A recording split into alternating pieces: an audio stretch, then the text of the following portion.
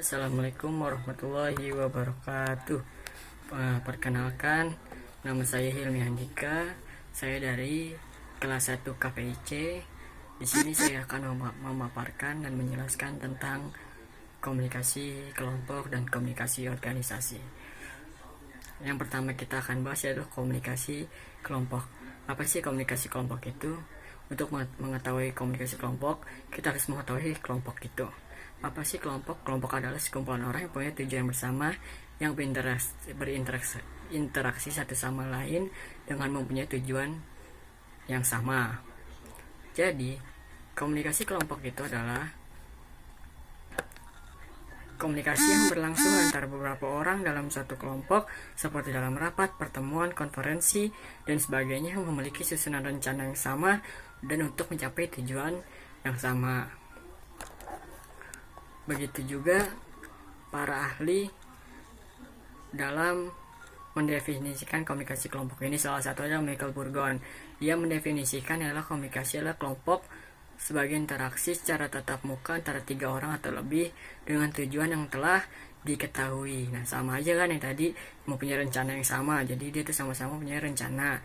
Nah, dan juga mempunyai kesamaan, yakni adanya komunikasi tatap muka dan memiliki susunan rencana kerja tertentu untuk mencapai tujuan kelompok. Jadi dia sama aja yang tadi saya definisikan. Jadi menurut Michael Burgon itu, jadi komunikasi kelompoknya intinya sama aja.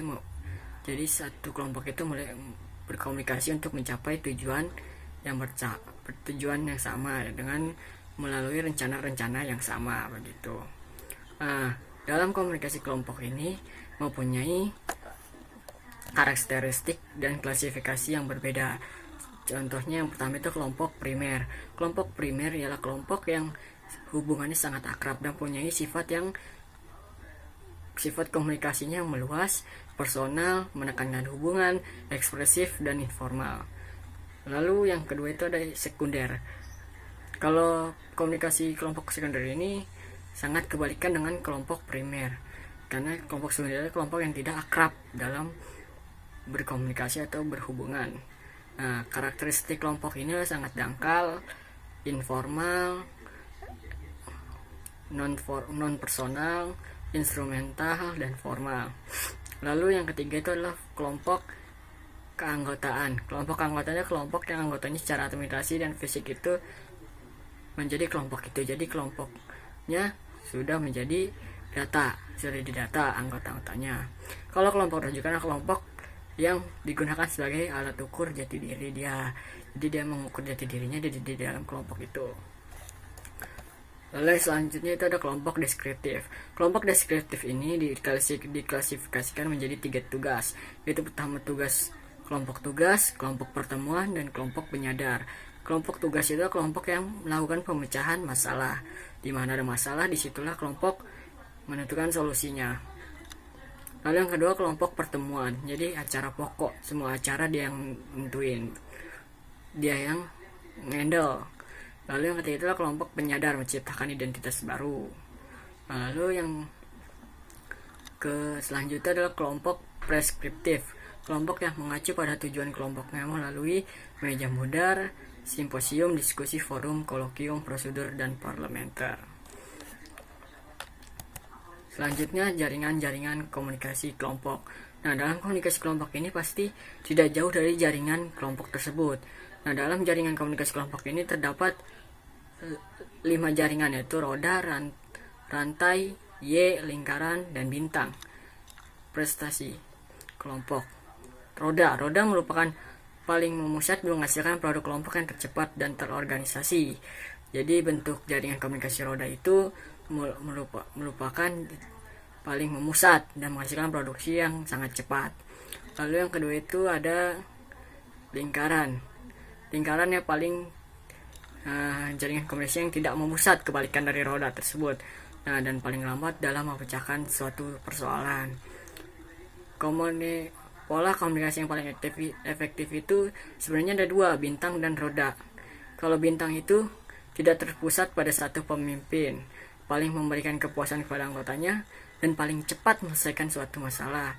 Lalu yang tadi roda juga dia memusat produk kelompok tercepat dalam organisasi. Lalu pola komunikasinya juga memberikan kepuasan yang paling rendah. Selanjutnya kita bahas tentang komunikasi organisasi. Kalau kalian tahu, organisasi itu sudah tidak asing yang kalian dengar. Jadi kita akan membahas komunikasi organisasinya. Menurut Arnold Feldman tahun 1986, komunikasi organisasi adalah suatu proses pertukaran informasi di antara orang-orang dalam suatu organisasi tersebut, di mana di dalamnya terdapat 4 tahapan komunikasi yang meliputi attention atau perhatian, komprehensi, kebenaran atau fakta, retensi. Lalu yang selanjutnya, konsep komunikasi organisasi. Komunikasi organisasi itu mempunyai 7 konsep, yaitu yang pertama proses, yang kedua pesan, yang ketiga jaringan, yang keempat saling bergantung, dan kelima hubungan, dan keenam lingkungan, dan ketujuh ketidakpastian. Nah, dalam komunikasi organisasi ini juga dia mempunyai arah. Jadi arah komunikasi organisasi itu ada 3. Yang pertama ke atas, ke bawah, dan horizontal. Nah, yang ke atas itu ialah komunikator berada pada tingkat bawah dan komunikan merupakan tingkat atas. Kalau yang arah komunikasi yang ke bawah, lalu komunikasinya antara atasan dan bawahan. Jadi yang kita implementasi paling umum, inilah kalian bekerja dan kalian mendapatkan instruksi dari atasan kalian atau bos kalian, begitu komunikasi organisasi arah ke bawah. Lalu yang ketiga itu adalah horizontal. Horizontal itulah untuk mengintegrasikan dan mengkoordinasikan berbagai fungsi dalam organisasi sehingga berjalan semestinya. Jadi horizontal seimbang gitu komunikasinya, dia bisa menyeimbangkan dan bisa mengkoordinasikan organisasi tersebut agar berjalan dengan semestinya. Lalu yang selanjutnya, dalam komunikasi organisasi juga mempunyai bentuk. Yang pertama bentuk internal dan kedua bentuk eksternal. Dalam bentuk internal itu dibagi menjadi 2, personal dan kelompok. Personal itu antara anggota-anggota, kalau kelompok itu antara semua anggota, begitu.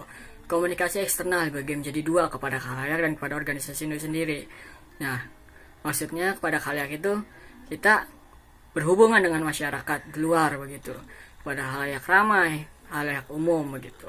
Kalau kepada organisasi sendiri, ya kita berhubungan antara organisasi dengan organisasi, begitu. Nah, dalam komunikasi organisasi juga mempunyai jaringan, yaitu huruf Y dan huruf bintang. Kalau tadi komunikasi kelompok itu ada roda dan ada juga lingkaran. Kalau organisasi itu adalah huruf Y dan bintang. Jaringan huruf Y dan bintang adalah komunikasi yang sentralis terpusat dengan C pada posisi pusatnya. Penyelesaian akan lebih efektif karena lebih cepat dan akurat untuk masalah-masalah rutin dan tidak kompleks. Anggota kelompok cenderung kurang puas dalam jaringan-jaringan desentralis. Sekian pemaparan materi dari saya.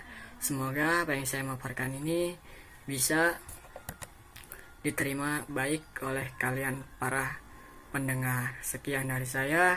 Wassalamualaikum warahmatullahi wabarakatuh.